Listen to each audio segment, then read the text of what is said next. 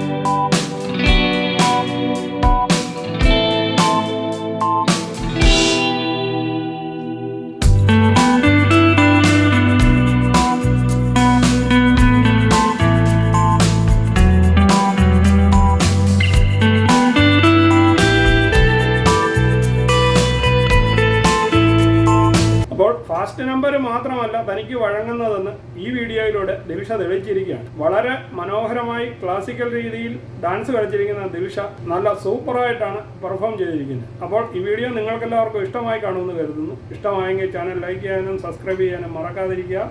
വീണ്ടും അടുത്തൊരു വീഡിയോയിൽ കാണുന്നതുവരെ നിങ്ങൾക്കെല്ലാവർക്കും ഗുഡ് ബൈ.